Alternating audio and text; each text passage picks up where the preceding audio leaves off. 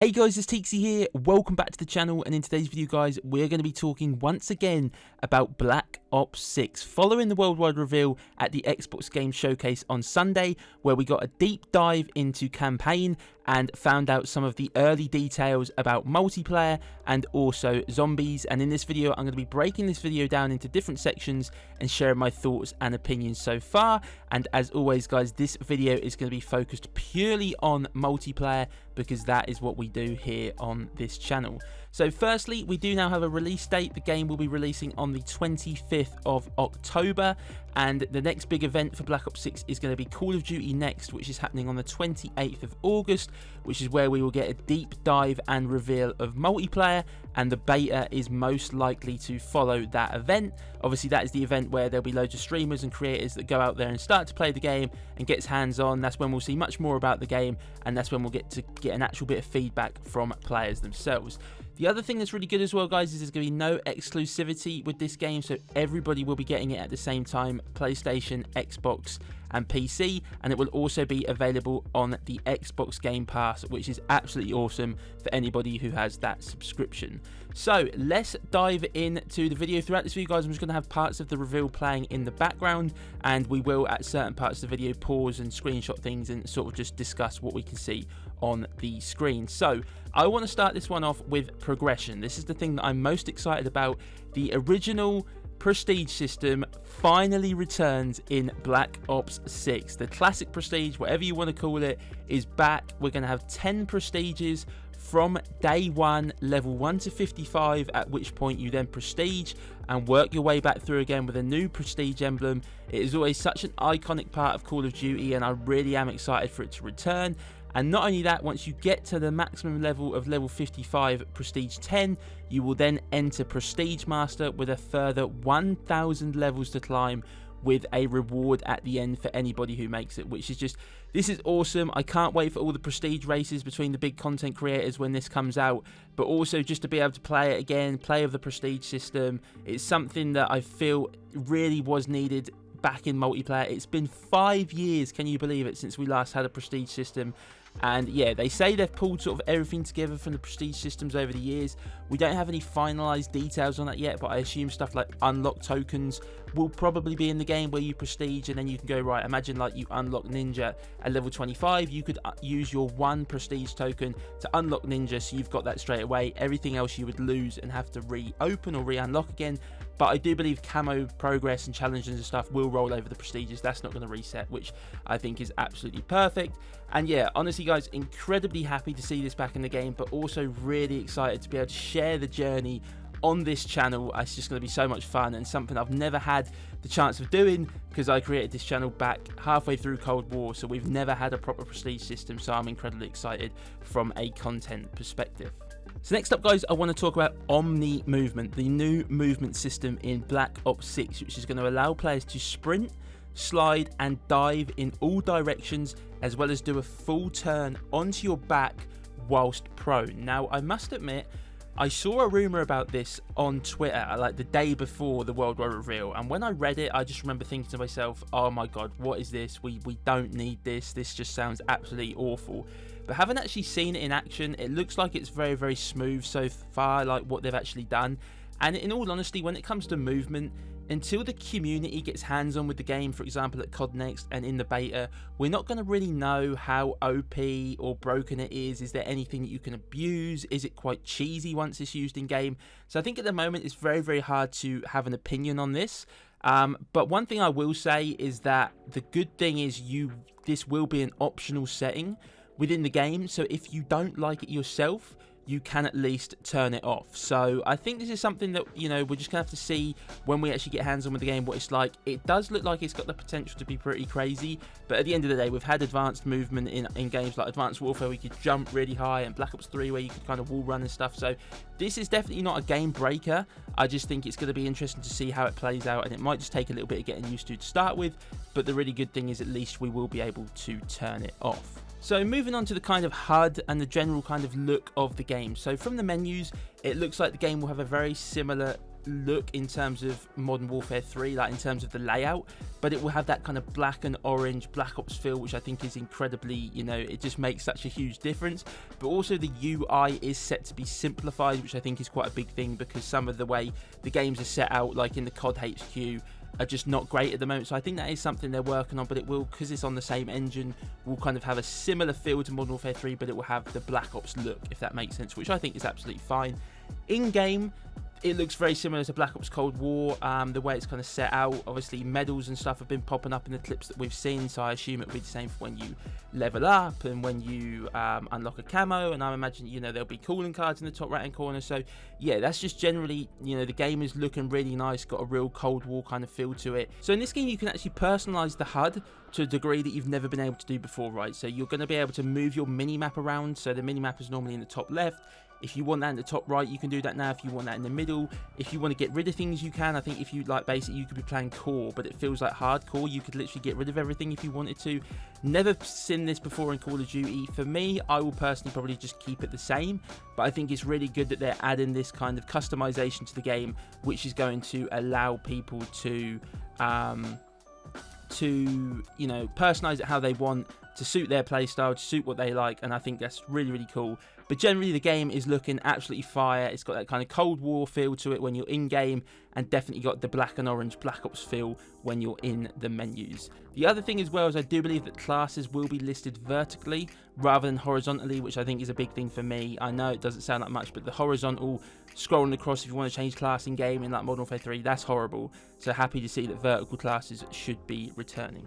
Next up, I wanted to touch on the Gunsmith. So the Gunsmith is returning in Black Ops 6, which is absolutely fine if I'm being honest, and from the look of it, it does look as though you're going to be able to have up to 8 attachments, but I believe this is going to work very similar to Black Ops Cold War, where you'll be able to have 5 attachments on your weapon, and if you use a wild card, you could then get 8, which will probably mean you'll have to sacrifice something else within the class setup to get those 8 attachments. The classes are going to be made up of a primary, a secondary, a dedicated melee, which I'm really interested. Does that mean we're going to have like melee weapons that one hit again? It's been a long time since we've had that. Obviously we used to have the knife in Call of Duty for many years, where you just knife people instantly.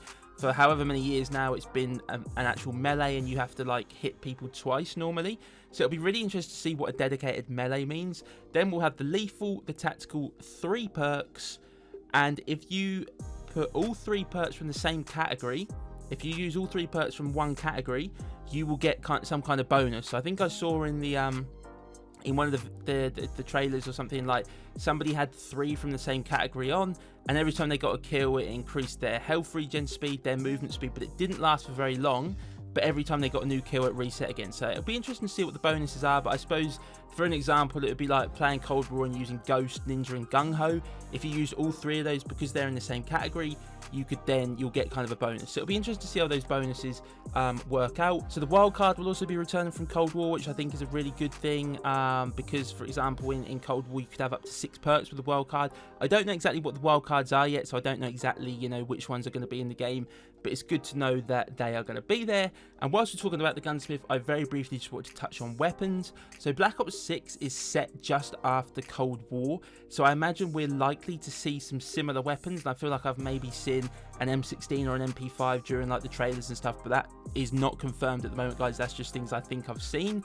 But they have said they've added plenty of new weapons, which I think is really cool, right? There's a lot of iconic weapons in Call of Duty that we all have to see each year, but I also think it's really cool when they add new weapons in, so I'm really excited to see what some of the new guns are that they've added to the game. So next up, I wanted to talk about Scorestreaks. So there's not too much to say on Scorestreaks, but as always, I felt like it was definitely worth touching on this.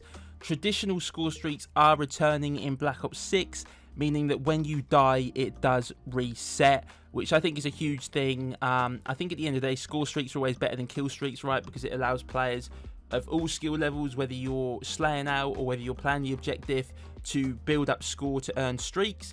But in Cold War, it didn't reset when you died. It kind of worked on a multiplier basis, which is always been one of the things I haven't really liked about Black Ops Cold War. So it's great to see that the Scorestreaks system is returning to a traditional format in Black Ops 6, where it'll all be based on score, but if you die, it'll reset and you start again, which is a huge W. In terms of streaks, nothing confirmed really so far. We've obviously seen an RCXD and a Hellstorm in the trailers and bits and pieces, but I imagine we'll probably see some very similar streaks to Cold War, based on the fact that the game is set in a similar time, and throughout the Black Ops years, we've tended to have some very similar streaks across the titles. So next up, guys, I want to talk about maps. So there's going to be 16 new maps at launch in Black Ops 6. We're going to have 12 6v6 maps and 4 strike maps. So the strike maps are like the face-off maps in Black Ops Cold War, very, very small maps, which, if they're going to be there, basically confirms that face-off will be returning and can be played in a 6v6 setting, a 2v2, I presume, gunfight setting, and maybe even 1v1. And I'm really excited for that. I quite enjoyed face-off on Cold War. Sometimes it was cool to just jump in and run and gun on really small maps. And when you got like 6v6, it was always absolute chaos. But it was also really good for camos in Cold War, I thought, to do some of the challenges. So hopefully it'll be the same here again in Black Ops 6. Nuketown is set to return, but apparently there's not going to be any remasters at launch. Apparently all of the 16 maps at launch are going to be new maps, which I think is a good move in my opinion. I think it's really important that we have a new fresh batch of maps. I think we learned from Modern Warfare 3 that it can sound good on paper to have old classic maps back, but they don't always play out the same. However, I do hope that throughout the seasonal content we will start to see a mixture of new maps with remastered maps, because stuff like Raid, Standoff, Express, Rush, maps like that, get them in the game. If they were in Cold War, they worked. I'd love to see them return here in Black Ops 6. And knowing Treyarch, we most likely will see Raid and bits and pieces at some point. But I think it is really good that they are starting with a fresh batch of maps, which I think is incredibly important. And they're also going with the classic 3-lane map design. They actually said that, Treyarch. They went, look, we know 3-lane maps work. We know that's what the community likes. That's what keeps the games flowing. So that is what they're basing a lot of their map design around. And yeah, Treyarch have had some classic maps over the years, and they keep on pulling them out. And it's always exciting when you know there's going to be some new maps, because it's always cool to see, are we going to have some new maps that kind of become some of the best maps we've ever had in COD history. It's going to take a lot to live up to, but yeah, really excited for the maps in Black Ops 6. So this next section, guys, is, I've named it various. This is just some various bits and pieces that I just didn't feel like they fitted into any other part of the video, but I wanted to touch on them very quickly. So the winner's circle from Black Ops 3 is returning. So at the end of the game, like, the top 3 players will be sort of stood like in the winner's circle, and you can probably do like emotes and stuff and celebrations, which I think is really cool. The best players returning, which we had in Black Ops Cold War, where instead of the final kill cam, it's got the best play of the game.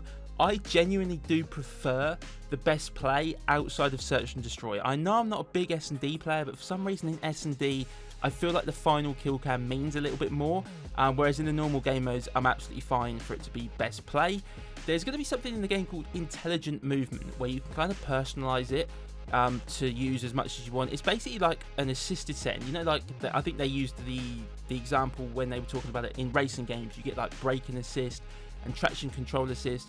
So this is going to be assists in the game, where if you've got them turned on, there'll be less button pressing for you. Like, so it might auto mantle for you, it might auto slide for you, you know, based on bits and pieces around the map. So for me, that's not something I'm going to be using. I'm just going to be playing normally, and it is a setting you can turn off. But again, I think it was something that was worth mentioning, and like I said, they said to help with different skill level players, they wanted to add that in. So it'll be kind of interesting to see how that works. Hit animations, so there's a lot more hit animations now in the game. I think it's risen from like 4 to 9. Now I think that is purely just for how the body reacts to death. So if you get shot in one arm, your player's body will go a certain way if you get shot in the other arm, or if you get blown up, which I think is kind of cool, adds that kind of realism to it. I don't think this interferes with the hitboxes though, when you're actually shooting and like hit markers and stuff. So we'll kind of see how that works out. I think that's purely just for animations, but we'll kind of see how it works over time. And the other really, really cool thing is theater mode is returning in Black Ops 6, which I think is a huge thing. The theater mode was always such a cool thing looking back, to be able to rewatch clips, because not everybody records right, not everybody can get everything in that one moment when it happens. So it's cool to be able to relive it in theater mode, to relive it from different angles, third person, from the view of another player. And on a selfish note, as a creator, theatre mode is really, really good for taking screenshots of certain maps for thumbnails. But overall, really happy to see theatre mode back in BO6. So just to recap, guys, I think that the big news coming out of all this for me is the prestige system. I'm incredibly excited for that to return. I think movement is one of those things only time will tell how that's going to kind of affect the game and whether the community and the player base genuinely likes it or not. Score streaks is a huge W. The maps, I've got so much trust in Treyarch. You just, when it comes to maps, you know Treyarch are going to be cooking up some good ones.